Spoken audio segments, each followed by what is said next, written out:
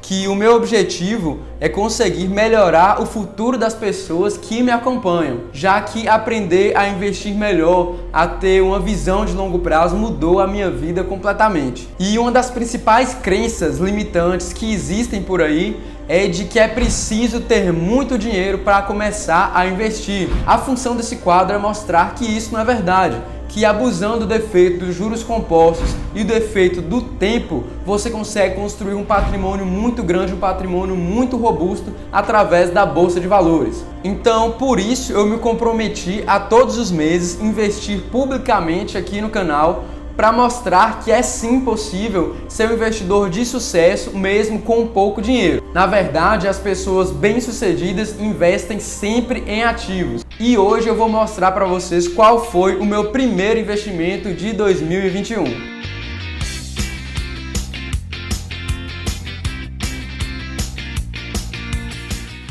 Se você ainda não viu o último vídeo desse quadro, eu vou deixar o link aqui em cima. Nesse vídeo eu mostro o meu aporte do mês passado, que foi em Tesla, e eu também comento um pouco sobre essa empresa, se ainda vale a pena investir nela ou não, se tá cara. Muita gente acha que é uma bolha e nesse vídeo, você pode conferir, eu vou dar a minha opinião sobre a Tesla. E como sempre, já vou pedir para você deixar o seu like, se inscreve no canal se ainda não for inscrito. A gente está sempre trazendo conteúdo relacionado a empreendedorismo, a ações, a bolsa de valores, então fique de olho que 2021 a gente vai ter muita novidade aqui no canal.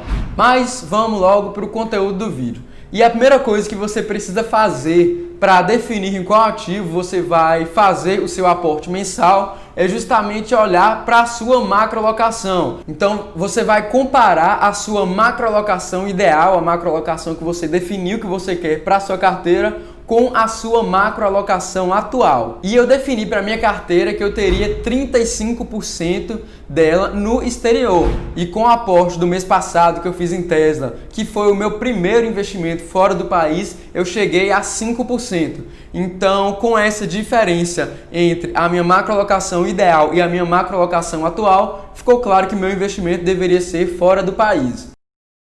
E a empresa que eu escolhi para investir nesse mês foi a Google. E por que eu escolhi a Google? Bom, antes de mais nada, para você investir nessa empresa, você investe através de uma holding chamada Alphabet. Bem, a Google é uma empresa multinacional de serviços online e software dos Estados Unidos. Ela hospeda e desenvolve uma série de serviços e produtos baseados na internet e gera lucro principalmente através da publicidade pelo AdWords. Mas que diabo é isso? Bem, quando você está navegando na internet, fazendo suas pesquisas no Google, digamos que tem um robozinho ali que vamos chamar de Fred, e Fred fica olhando tudo que você pesquisa. E ali ele vai armazenando os seus dados automaticamente. Então, sei lá, quando Fred vê que você está pesquisando sobre algum produto que possa aumentar 5 centímetros do seu pé, ele automaticamente vai mostrar na sua tela uma propaganda de algum produto que resolva esse problema. E para que esse anúncio seja mostrado para você, a empresa que é responsável por esse produto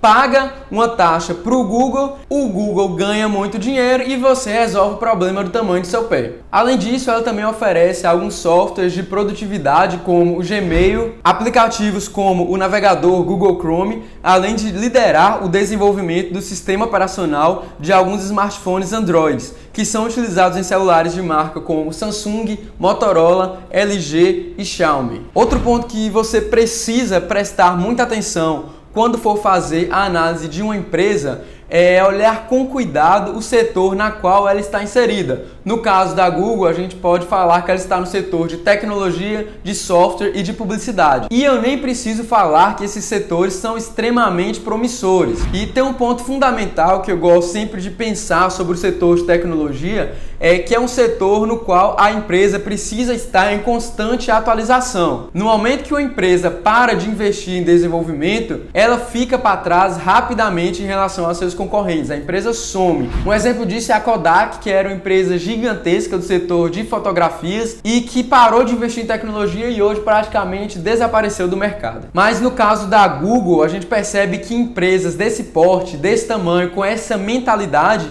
têm uma consciência muito grande disso e investem continuamente em tecnologia, em inovação, e com isso elas estão sempre muito à frente dos seus concorrentes, até por ter muito capital, muito caixa para investir nesses segmentos. Vamos dar uma olhada também nos dados fundamentalistas dessa empresa. Como eu sempre digo, eu gosto de olhar no Fundamentei, que é o site do Eduardo Cavalcante. Começando pela receita, dá para ver por essa curva que é a empresa que desde o seu princípio tem a receita crescendo muito, é algo lindo de ver. Em 2020 ela atingiu 171 bilhões. O mesmo acontece com o EBITDA, que eu estou mostrando aí na tela agora, com uma curva sempre crescente, e também com o lucro, que vem crescendo cada vez mais. O lucro dela no último ano chegou a 35,7 bilhões. Realmente essas empresas de nível multinacional estão em outro patamar se comparado com as empresas aqui do Brasil. Como diz meu amigo Eduardo Albuquerque, chega a ser um absurdo você ter todo o seu patrimônio aqui no Brasil. Investindo no exterior, você tem acesso às melhores empresas do planeta. Não faz sentido você restringir o seu capital a um país emergente como o Brasil, cheio de incertezas políticas e econômicas. Bom, continuando aqui, temos a margem líquida, um outro dado muito positivo da empresa.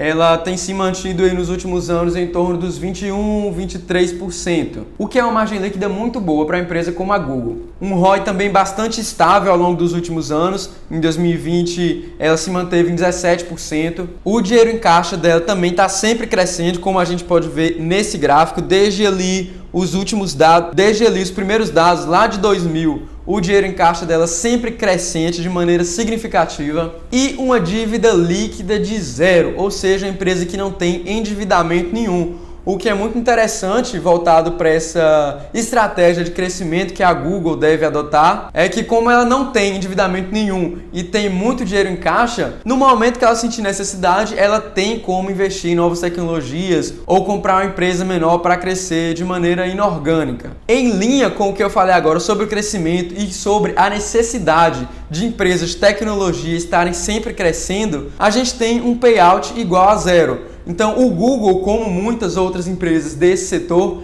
não distribuem dividendos. Por quê? Porque é uma empresa que investe 100% em crescimento. Ela sabe que ela precisa estar sempre se atualizando, ela sabe que ela tem muito para onde crescer. Então, ela enxerga que é muito mais rentável que ela invista no seu próprio crescimento ao invés de distribuir dividendos. É um ponto muito importante, eu gosto sempre de olhar para o payout para saber para onde essa empresa está indo, o que você deve esperar dela. Agora, alguns pontos negativos que eu vou apresentar aqui agora.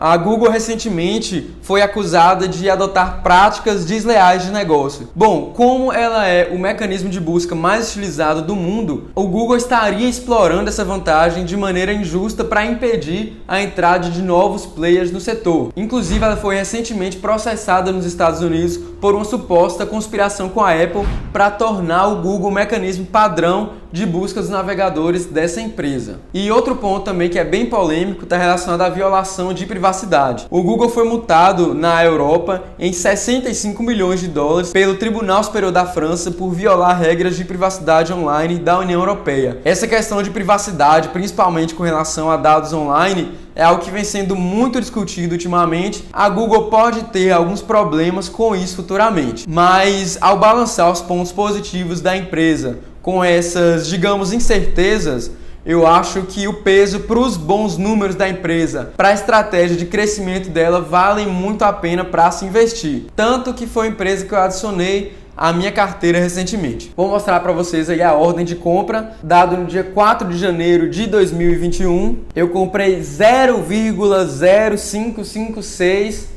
de uma ação. Para quem não sabe, nos Estados Unidos algumas corretoras permitem que você compre uma ação fracionada, já que, por exemplo, uma ação da Google estava custando mais de 1.700 dólares, que daria quase 9 mil reais. E eu não queria investir 9 mil reais na Google, queria investir apenas cerca de 500. Então comprei fracionado, aproximadamente 95 dólares, que dá por volta de 500 reais. E quando eu fiz o câmbio, foi lá no dia 30, se não me engano, eu comprei o dólar a 5,29. Com esse investimento na Google, o percentual da minha carteira no exterior chegou a 10%. Ainda está longe dos 35% que eu defini. Então já pode esperar que no próximo mês eu vou estar investindo novamente em algum estoque, que ainda não decidi qual é. E na quinta-feira vai sair um vídeo onde eu vou mostrar do zero como você pode investir no exterior. Então fiquem ligados e te vejo no próximo vídeo.